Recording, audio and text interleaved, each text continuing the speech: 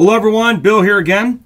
In my next installment here of Christianity 101, one of the things I wanted to cover was, again, kind of pick up where I left off with the spread of the Protestant Reformation.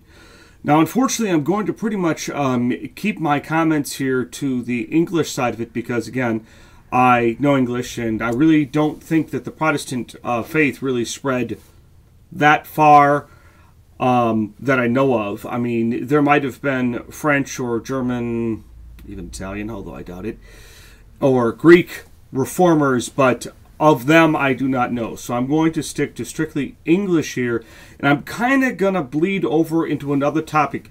I have another running series alongside this one called the Bible 101, and these two are going to kind of overlap right here in this video, and I will mention it in my other video as time moves on.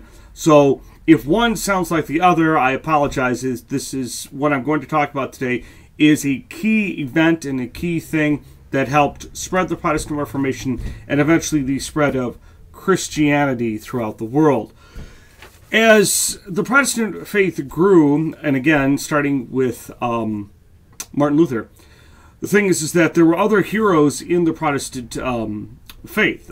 John Knox and John Calvin were two of the other men that were allowing the Protestant faith to grow and expand. But the problem was that eventually this bled over into England. And this was a major problem because England was just so far away where it was far enough away from Rome, where the Catholic Church, yes, they could do something, but it was still far, far away by that standard, you know, horse and buggy. And the thing is that they were just far enough away to where they could allow each one to combat each other, but again, official orders from either one was still far, far away. And this was a major problem for, of course, King Henry. King Henry, of course, wanting to have a male heir on the throne, he kept going through wives, and eventually he couldn't wait for the Pope in Rome to annul marriages anymore, so he started the Church of England. And, of course, this was a foothold for the Protestant Reformation, and eventually, like I said, John Knox came in and reformed the Church of Scotland and like that. And then, of course, this started much of the problems. Queen Mary and so on. The other key thing that was really helping the Protestant Reformation and, of course, even Christianity as a whole was the invention of the printing press.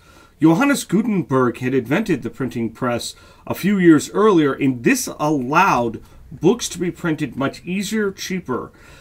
In my other installment, which I'll eventually make in my Bible 101, I will explain why the Bible and just flat out books in general were extremely expensive, and therefore it did not allow the common person accessibility to read or to learn how to read. I'll explain that in that video, which that'll be much later.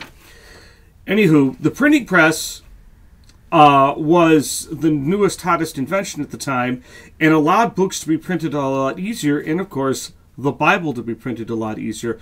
Not only the Bible, but people's thoughts, commentaries, almanacs, and this was sent to the common people that could read. And eventually this also opened to allow schools to open up because now it was cheaper to make books to teach the people at all levels, although there were still the caste system. I won't get into that here. Okay, but nonetheless, it allowed for easier education for the common person to learn their language that they normally speak, learning their alphabet, learning sentences, words, and eventually writing out stuff.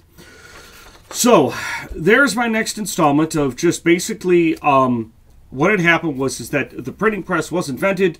This allowed so much thought to be printed out, and eventually the Bible to be printed out in a much cheaper fashion, and then ultimately to be spread out in that way.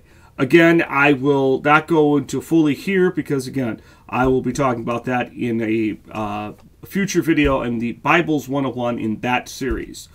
So thank you very much, and see you all next time.